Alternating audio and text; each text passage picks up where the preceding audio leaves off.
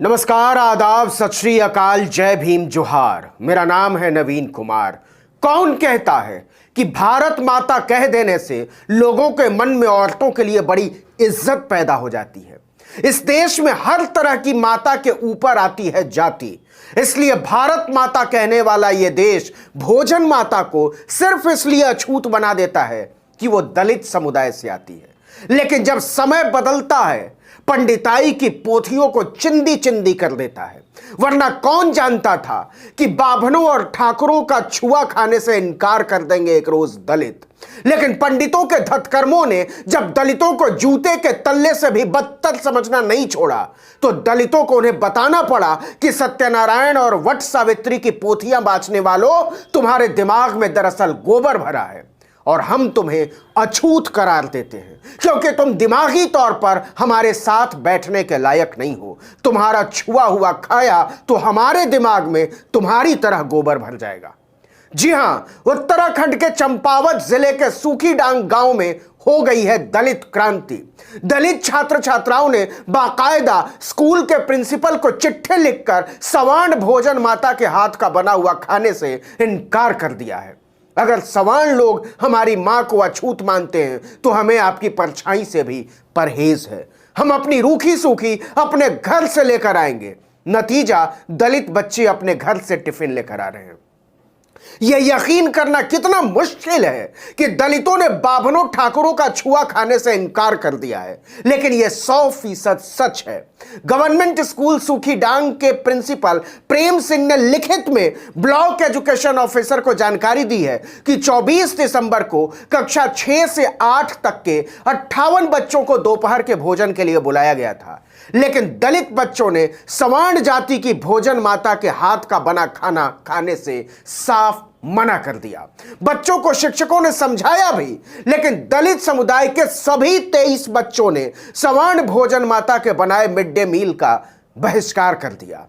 दलित बच्चों की इस हिम्मत से पंडितों, बाभनों और राजपूतों को काठ मार गया है।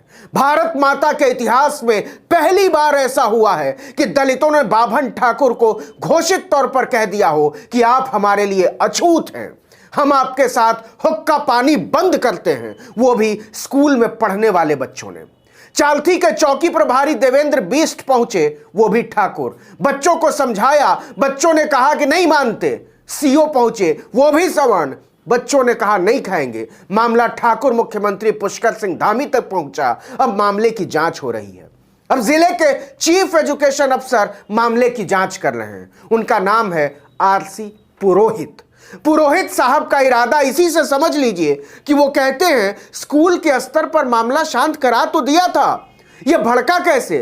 उनके इसी विचार में जवाब भी छिपा हुआ है। जरा पूरी कहानी ठीक से सुन लीजिए, आप समझ जाएंगे। 21वीं सदी के 21वें बरस में न्यू इंडिया, डिजिटल इंडिया और भारत माता जैसे उछाले जा रहे नारों के शोर में दलितों के साथ कैसा सलूक करते हैं बाभन, पंडित, ठाकुर और दूसरी सवर्ण जातियां। दरअसल सूखीडांग इंटर कॉलेज में भोजन माता के 2 पद हैं। 11 अक्टूबर 2021 तक यहां भोजन माता शकुंतला देवी और विमलेश उप्रेती काम कर रही थी।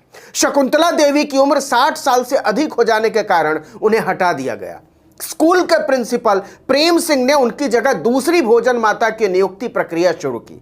इस पर 6 आवेदन आए, 1 अनुसूचित जाति से और 5 सामान्य वर्ग से। जरा गौर से सुनिएगा कि जातिवाद का जहर काम कैसे करता है। स्कूल मैनेजमेंट कमेटी और पेरेंट टीचर्स एसोसिएशन के कुछ सदस्यों ने पुष्पा भट्ट के नाम का प्रस्ताव रखा, इकलौती सवर्ण। लेकिन मैनेजमेंट कमेटी के सचिव और स्कूल के प्रिंसिपल प्रेम सिंह ने इसे नियमों के अनुसार नहीं मानते हुए प्रस्ताव पर हस्ताक्षर नहीं किए। मानक के अनुरूप क्यों नहीं थे, यह भी समझ लीजिए। 12 नवंबर को फिर से एक विज्ञप्ति जारी होती है। इसमें यह भी जोड़ा जाता है कि नियुक्ति में अनुसूचित जाति, अनुसूचित जनजाति और पिछड़ी जाति की महिला को प्राथमिकता दी जाएगी। इसी वजह से पुष्पा भट्ट के प्रस्ताव को प्रिंसिपल साहब ने नहीं माना था, इकलौती सवर्ण थी। दूसरी विज्ञप्ति के बाद कुल 11 आवेदन आए, 1 को निरस्त कर दिया गया।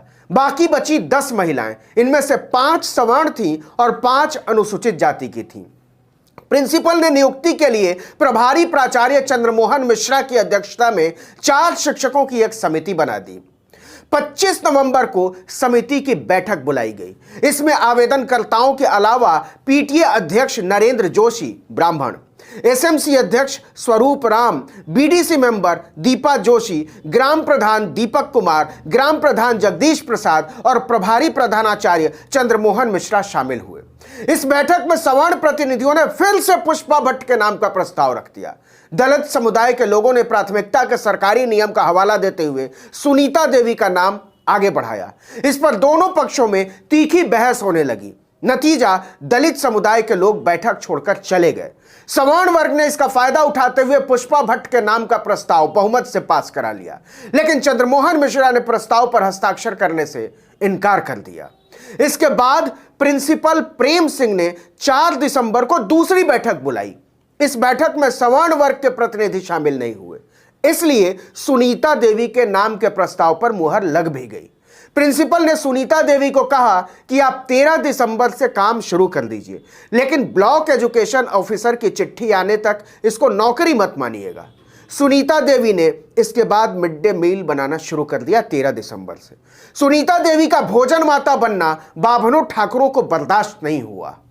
पहले दिन ही 66 में से 7 बच्चों ने दलित सुनीता देवी के हाथ का बना खाना खाने से इनकार कर दिया, लेकिन 50 से ज्यादा बच्चों ने तब भी खाया। बाभनों ठाकुरों में जहर फुफकार मार रहा था। दूसरे दिन केवल 23 बच्चों ने खाया, तीसरे दिन केवल 18 बच्चों ने और चौथे दिन केवल 16 बच्चों ने।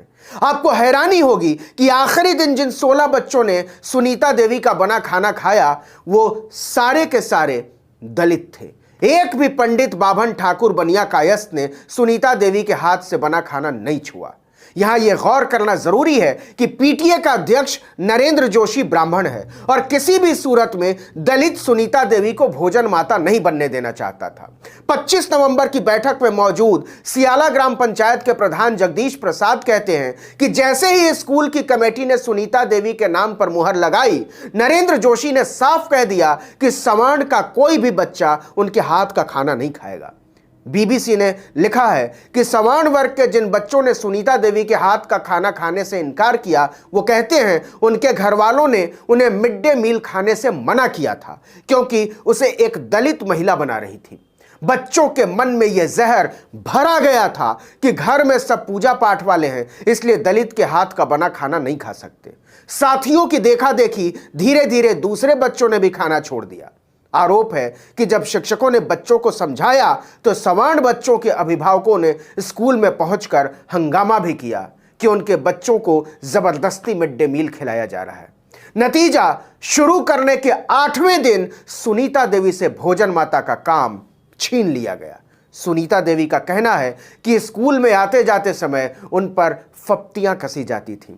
इसी स्कूल में सुनीता देवी के भी 2 बच्चे पढ़ते हैं। इसकी वजह से उनके बच्चों को भी शर्मिंदगी का सामना करना पड़ा। सुनीता देवी ने हिम्मत दिखाते हुए नरेंद्र जोशी, दीपा जोशी समेत कुछ लोगों पर जाति उत्पीड़न का मामला दर्ज करा दिया, लेकिन नरेंद्र जोशी और दीपा जोशी दोनों इस पर रत्ती भर भी चिंतित नहीं हैं, क्योंकि जांच चौकी इंचार्ज देवेंद्र सिंह बिष्ट के हाथ में है। उनकी नीयत का अंदाजा इसी से लगा लीजिए कि उन्होंने अभी तक एफआईआर ही दर्ज नहीं की है। दीपा जोशी से पूछा गया कि अगर जांच के बाद फिर से सुनीता देवी को भोजन माता चुन लिया गया तो वो डंके की चोट पर कहती हैं तो गांव के बच्चे खाना नहीं खाएंगे। अगर जबरदस्ती की गई तो सवर्ण अपने सभी बच्चों को स्कूल से निकाल लेंगे। इस धमकी की गंभीरता को भी समझ लीजिए। सूखी डांग इंटर कॉलेज जहां सुनीता देवी को निकाला गया है, उसके ठीक सामने कांडा का सरकारी प्राइमरी स्कूल है। सियाला के प्रधान जगदीश प्रसाद कहते हैं कि अब उस स्कूल में सिर्फ दलित समुदाय के बच्चे ही पढ़ने जाते हैं, क्योंकि 4-5 साल पहले वहां भी भोजन माता एक दलित महिला को बना दिया गया था। सवर्णों ने धीरे धीरे अपने बच्चों को वहां से निकाल लिया।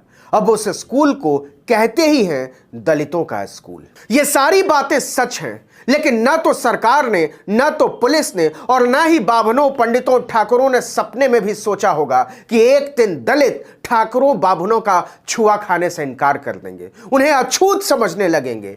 खींच निकालने के लिए वो कुछ भी करें, लेकिन दलित बच्चों ने उनके बजबजाते जातीय गुरूर के मुंह पर जोरदार मुक्का मारा है। इस वीडियो में इतना ही, लेकिन अगर आपने आर्टिकल 19 इंडिया को अब तक सब्सक्राइब नहीं किया है तो फौरन कर दीजिए, बेल आइकॉन दबाइए, घंटी जैसी आकृति, लाइक कीजिए और कमेंट करके बताइए हमारा वीडियो आपको कैसा लगा। नमस्कार।